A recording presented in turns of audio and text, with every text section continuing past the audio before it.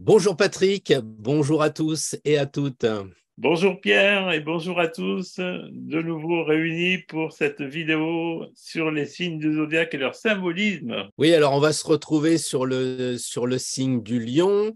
On était en cancer, ce qui me rappelle évidemment Elon Musk et son petit oiseau qu'il a l'air de transformer. Mais toi, tu es fidèle à ton petit oiseau. Tu peux nous en parler un petit peu pour cette histoire de lion et d'oiseau? Eh bien, si vous vous souvenez, le petit oiseau en bélier, dans la phase bélier, avec cassé avec son bec la coquille qu'il retenait prisonnier, il est sorti à l'extérieur et la première chose qu'il a cherché, eh bien, c'était à manger, le taureau. Et ensuite, une fois qu'il était rassasié, il a exploré un petit peu son monde extérieur. Il a vu qu'il y avait d'autres petits oisillons aussi, puis il y avait des choses à faire, à jouer, etc. Donc, c'est la phase Gémeaux, la communication. Et ensuite, eh bien, une fois qu'il avait bien communiqué avec tout le monde, eh bien, il a voulu s'abriter puisque la nuit tombait et peut-être même qu'il pleuvait. Donc, il cherchait à se protéger de tout cela et il est donc dans la phase cancer. Il a trouvé de quoi se protéger avec une maison, un nid, quelque chose comme ça. Voilà. Donc, maintenant, nous arrivons à le lion. Eh bien, on va vous expliquer comment il va être dans la phase lion, ce petit oisillon.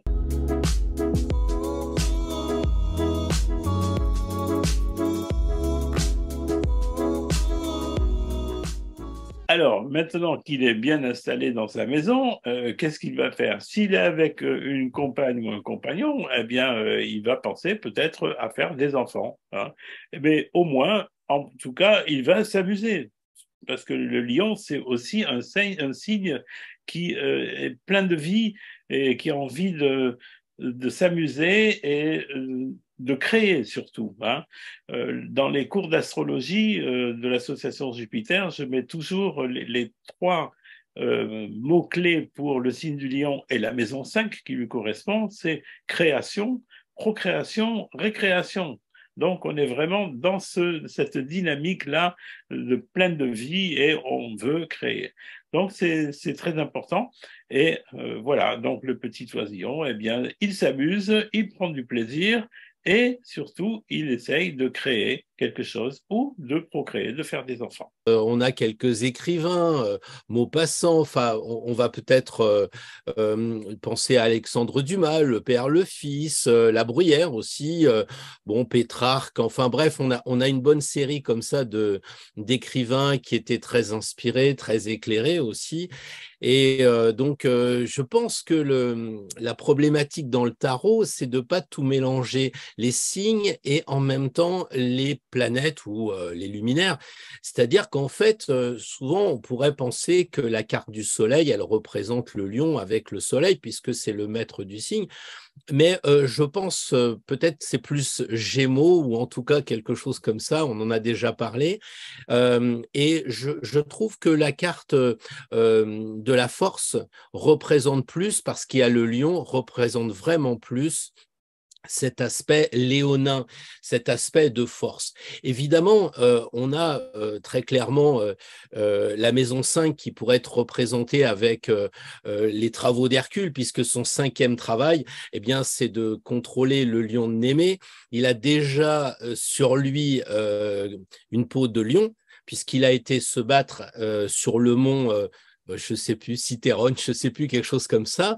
Et il a déjà une peau de lion pour entreprendre ses travaux. Donc, ça veut dire que c'est quand même sa personnalité. Et cette espèce de tête de lion qui revient un peu sur lui quand on voit les sculptures, rappelle que le lion, c'est quand même une forte personnalité.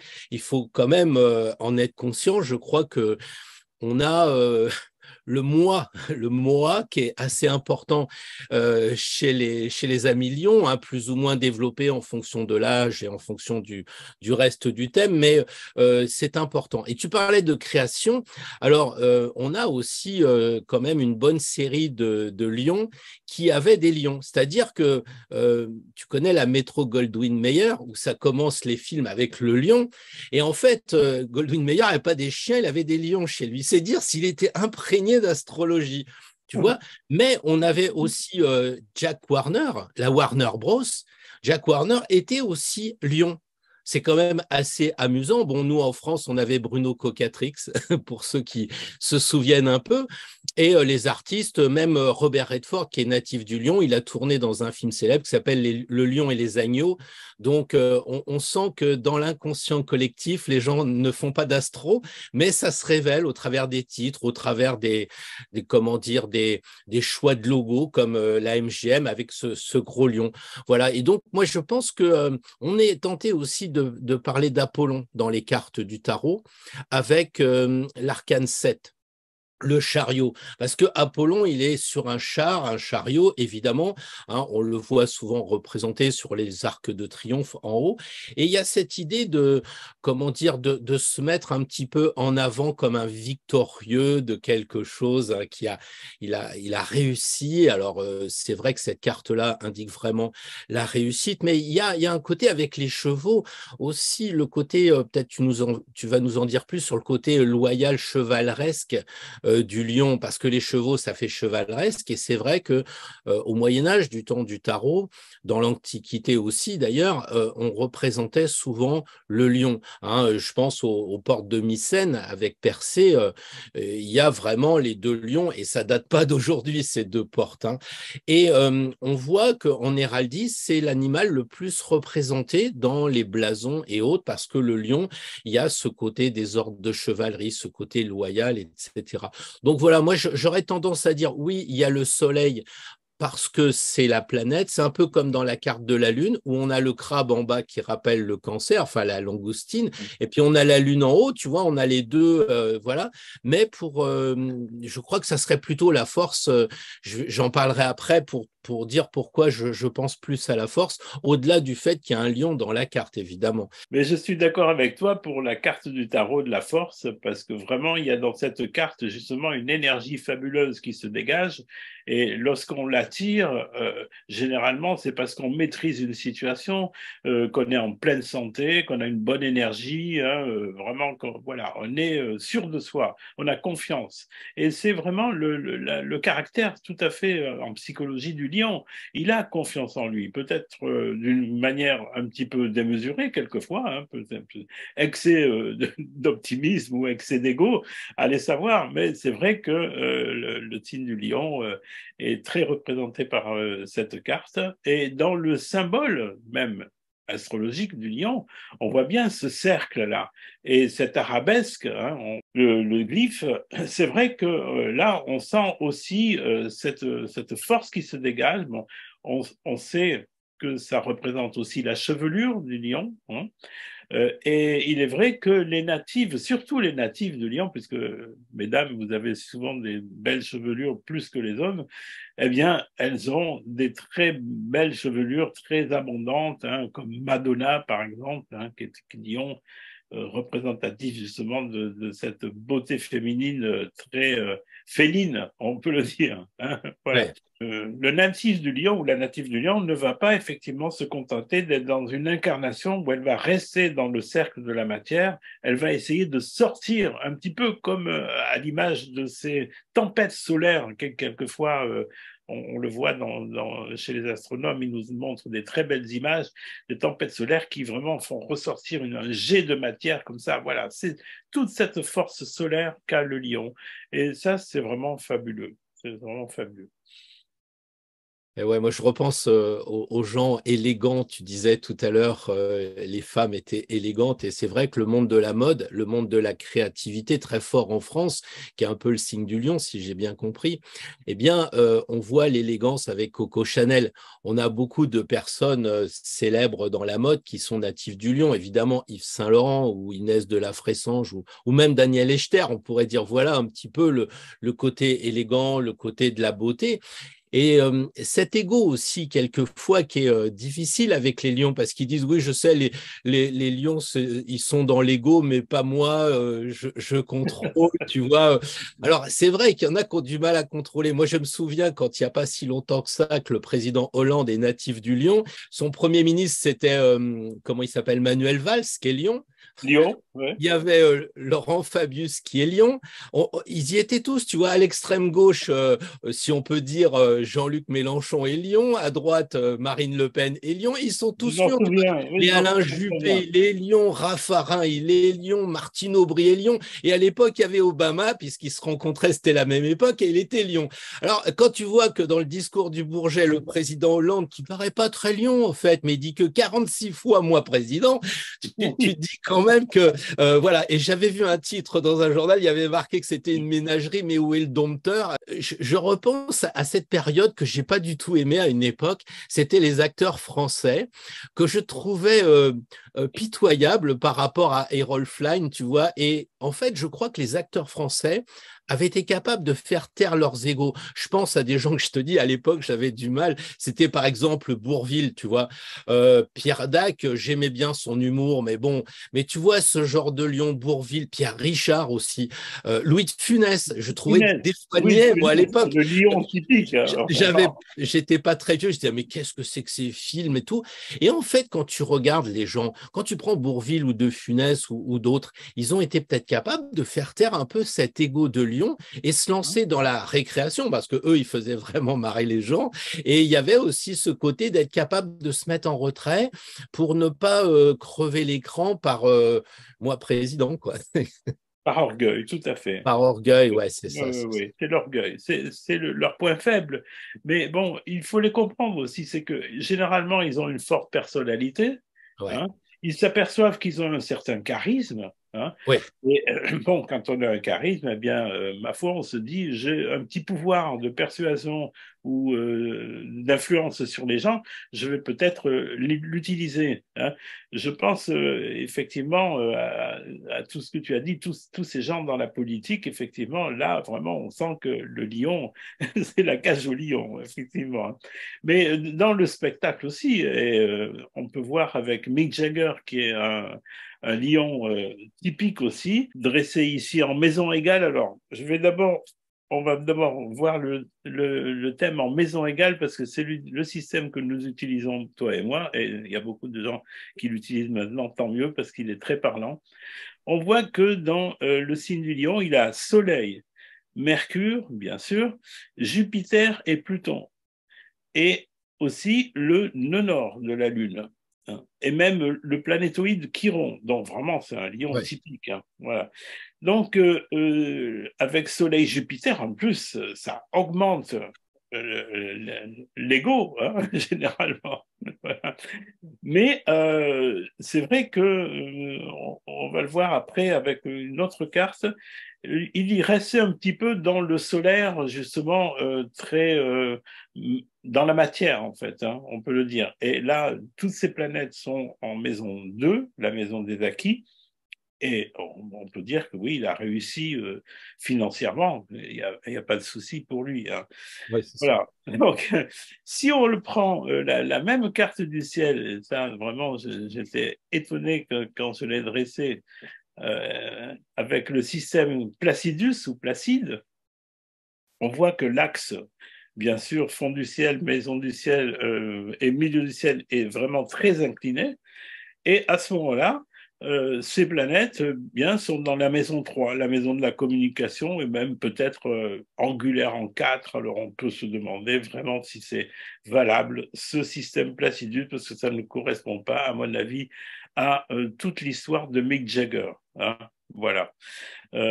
Donc on voit que là, on a affaire à quelqu'un qui a un fort ego, qui le rayonne, qui a appris à rayonner, mais qui n'a pas dépassé certaines choses.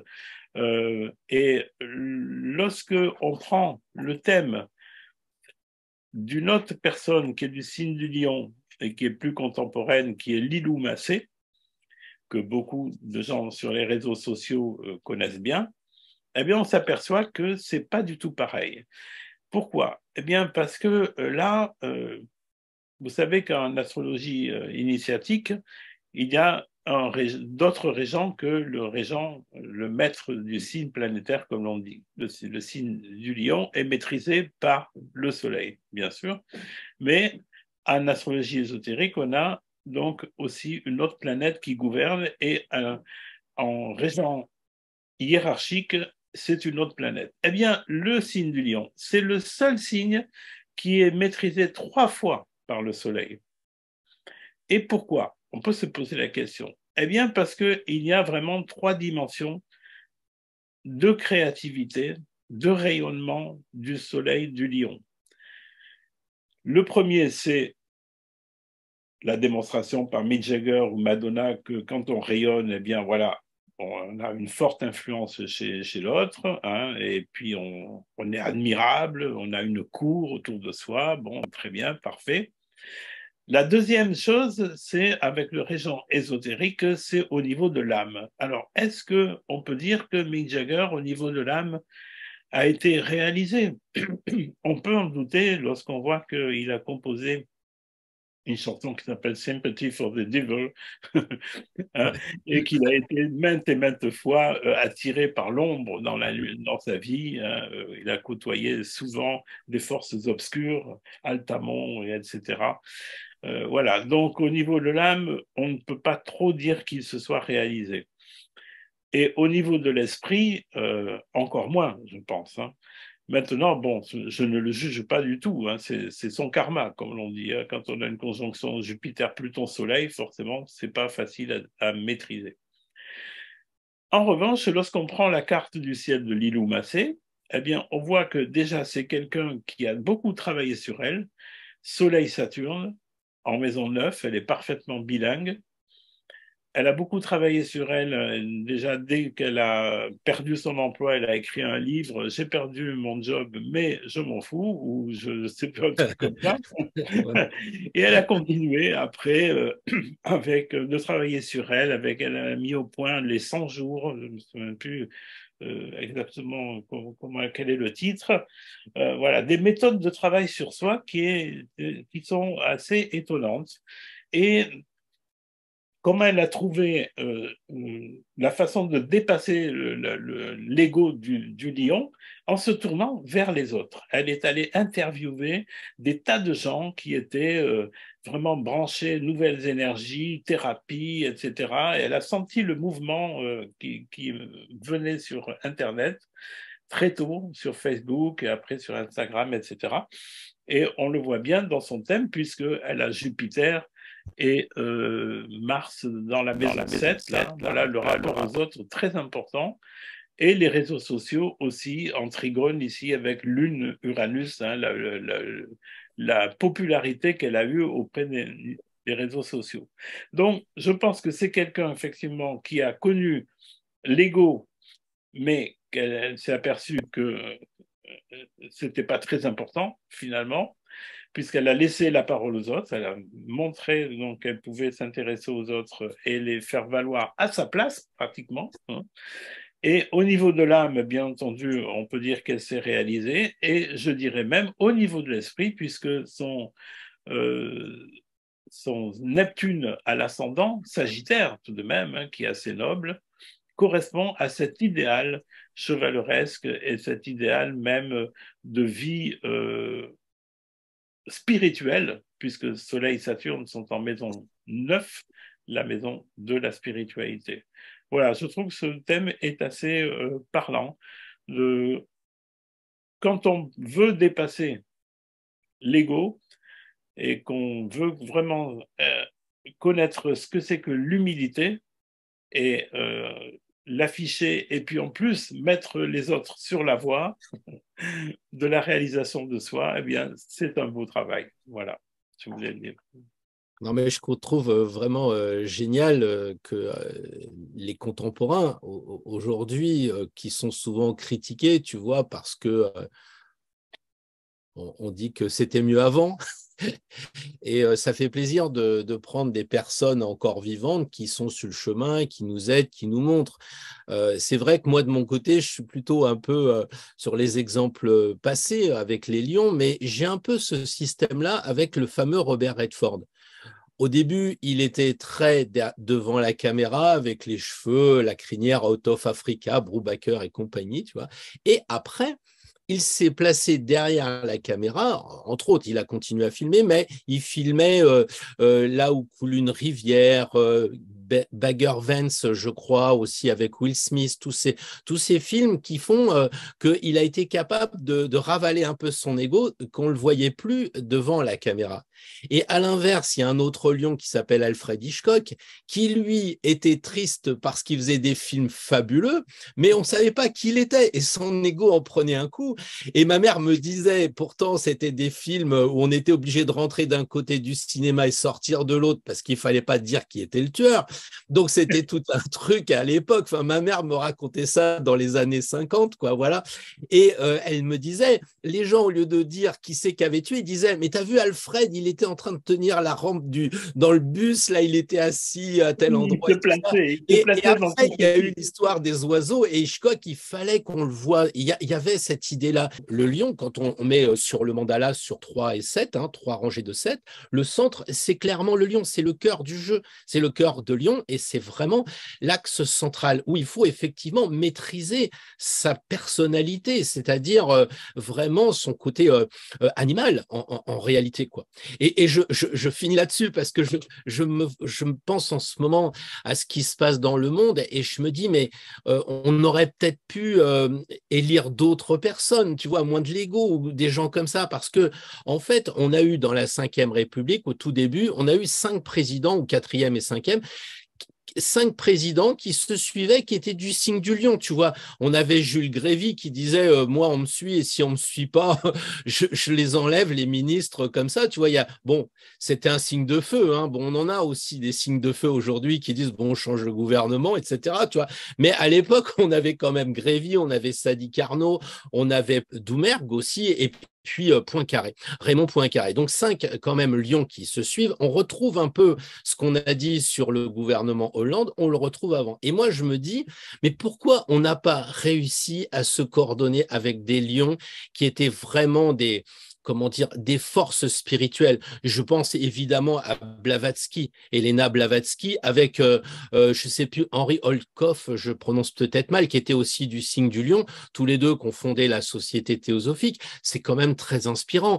Évidemment, on a aussi comment je dirais, Max Endel, qui a fondé la Société théosophique, c'est pas rien, quoi. Et évidemment, on a aussi Sri Aurobindo, c'est quand même 3 Ah, personnes très fortes, en termes 4 même, hein, pour fonder des sociétés. C'est amusant, d'ailleurs, ils appelaient ça Société théosophique, Société rosicrucienne, etc. Société, c'est pour ça que je les cite, parce que je me dis, et si on avait opté pour des sociétés plus spirituelles que matérielles? Et c'est un peu ça, l'ego, c'est que l'ego, il va vouloir briller, faire de l'argent. Je pense à l'élégante Madame Bovary, la favorite de Louis XV, elle était très joueuse, quoi, et il fallait qu'elle prenne de l'argent, etc. Donc, c'était vraiment, et quelquefois, on a des lions à la caricature. Tu te souviens de l'amiral Darlan, qui était du côté des forces obscures. C'était l'amiral Darlan, c'était le bras droit de Pétain. Et lui, il avait carrément un train qui se baladait en France. Et quand son train arrivait, il fallait que les autres s'arrêtent. Et il avait un orchestre avec 80 musiciens. On sent quand même le lion dans son. Et voilà. Et quand à la fin, Pétain vire l'amiral Darlan, avant de partir, il lui dit je pourrais pas avoir une étoile supplémentaire sur ma casquette en plus.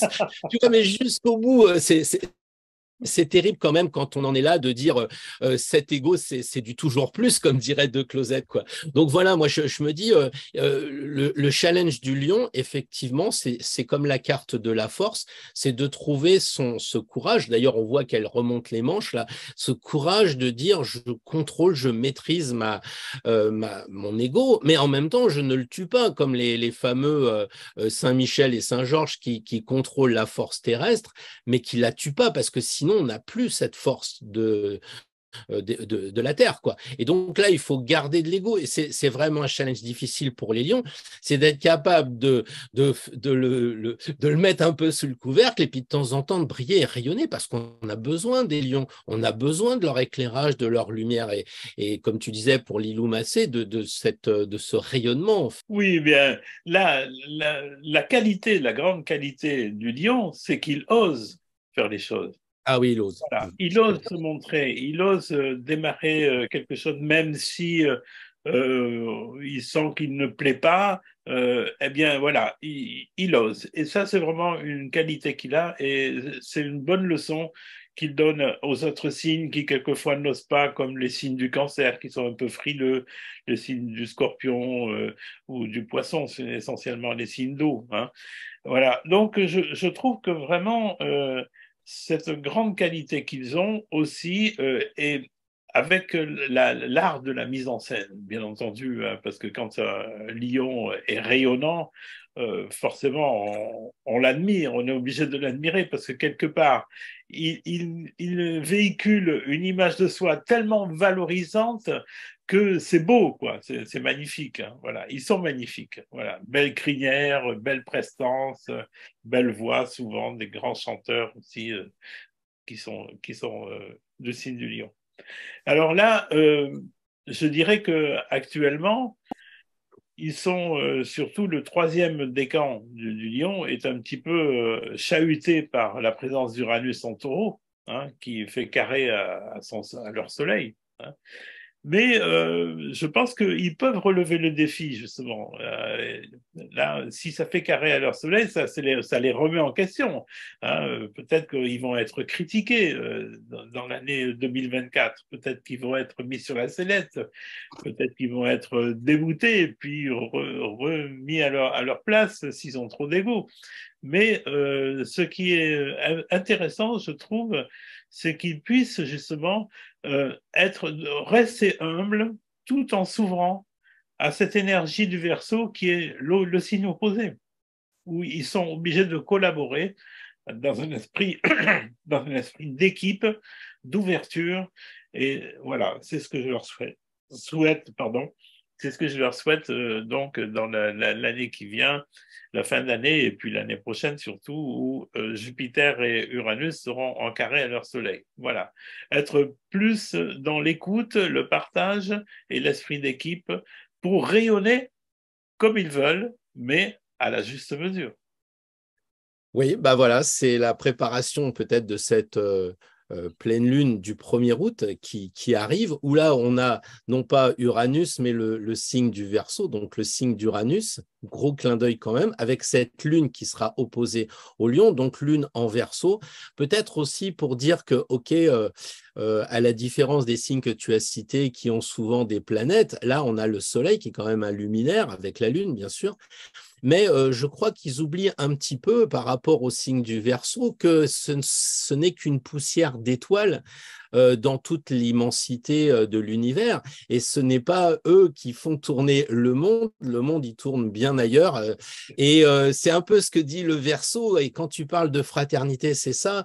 Et c'est peut-être justement cette difficulté d'arriver à faire plein d'étoiles, plein de soleils, plein de lions qui seraient reliés par l'énergie du Verseau de fraternité et pas d'essayer d'imposer comme on en a vu quelques-uns tout à l'heure.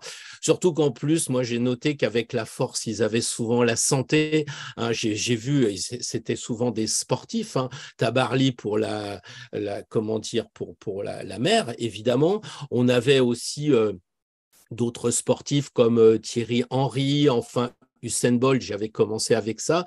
On voit que c'est quand même des gens qui ont plein d'énergie et qui sont capables de dépasser un petit peu leurs limites physiques, en tout cas, hein. Il y a aussi, je ne sais pas si c'est Laurent Fignon aussi pour le vélo, tout ça.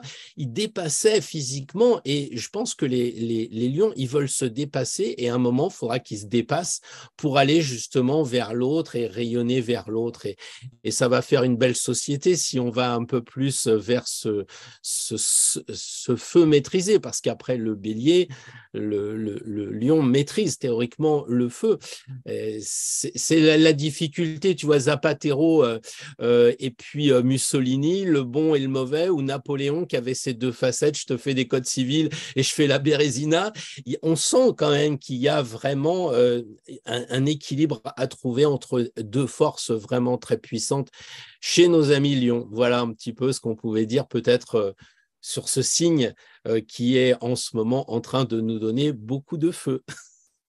Oui, c'est vrai que là, alors, on peut le dire, avec tous les feux qu'il y a actuellement, bon, bien sûr, c'est le dérèglement climatique, mais on le voit très bien en astrologie, il y a eu ce carré de Mars et Vénus, et même Mercure, en carré Uranus, donc je craignais effectivement beaucoup de chaleur, beaucoup de canicules et peut-être même des incendies. Et c'est vrai que ça s'est avéré, il y a des incendies de plus en plus. Voilà, donc le signe du lion, malheureusement, cette année est associé à ces incendies. Dommage, parce que mais ce n'est pas la faute du lion, c'est la faute de la folie des hommes. Voilà, bon, bah, je crois que à la rentrée, on va avoir 5 planètes sur 10 dans des signes de terre. Donc, ça va nous ramener un petit peu à la dure réalité. On a un peu besoin de se connecter avec la Terre et ça va faire du bien. En attendant, même s'il y a des signes de terre, il y aura toujours des lions, heureusement, pour éclairer, pour nous amener leur créativité et puis leur force, surtout. Voilà. Et puis, il est vrai que là, comme on va avoir au mois d'août des trigones qui vont se former entre Uranus et Jupiter en taureau et le signe de la Vierge, eh bien, on va voir dans la prochaine vidéo que la Vierge est très valorisée pendant cette rentrée août-septembre.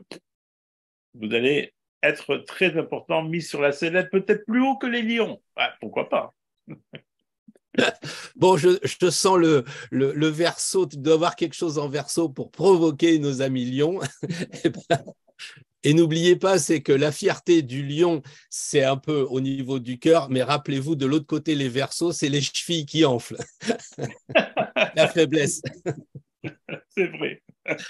Bon, bah écoute, Alors, puisque une fois tu m'avais demandé justement, Pierre, oui, si en tant que taureau je ruminais, alors à oui. moi de te poser la question, est-ce que de temps en temps tu as les chevilles qui enflent? Tu veux vraiment que je te raconte une histoire en 2 minutes vraie? J'ai fait une conférence sur le lion en disant que c'était grave parce que le point de vigilance était au niveau du cœur et quand le cœur s'arrête, eh ben, ça devient un problème. Et que nous, les Verseaux, on était heureux parce que les chevilles, c'était pas important. Et le lendemain matin, j'arrive au travail très guilleret, j'avais un petit escalier pour atteindre mon bureau, je monte 4 à 4 et là, la cheville claque comme ça, tu vois, mes têtes. Alors bon, c'était en plus je passais un grade en aïkido, j'ai pas pu le passer, tu vois, mon ego était énervé. Enfin voilà, donc en tout cas, c'était pas grave, c'était je sais plus un nerf qui a pété, enfin un truc je pouvais plus marcher pendant un certain temps, mais je me suis dit il faut faire gaffe parce que il y a peut-être le lion, il y a peut-être le taureau, il y a peut-être tout ça, mais il y a des connexions avec là-haut et il t'envoie quelquefois des leçons si des fois tu te prenais un peu pour un lion quoi. Enfin voilà. Alors oui, c'est vrai, quelquefois j'ai les chevilles qui enflent, mais il faut que j'avoue, j'ai quand même la lune en lion. Voilà. Oui, mais Bon, on connaît très bien ton humilité, il n'y a pas de problème. bon, bah Patrick, je te laisse ruminer, je me laisse faire un peu de marche et puis on se retrouve pour la Vierge pour de Pour la nouvelles Vierge. aventures. Et là, faut pas blaguer avec la Vierge, hein. Tout va être calculé et comptabilisé. Ah ouais, il faut être parfait, hein. Attention. Bon, À très alors rendez-vous à la bientôt, tout le perfection. À monde. bientôt. À bientôt. Au Merci revoir. Pierre. Au revoir.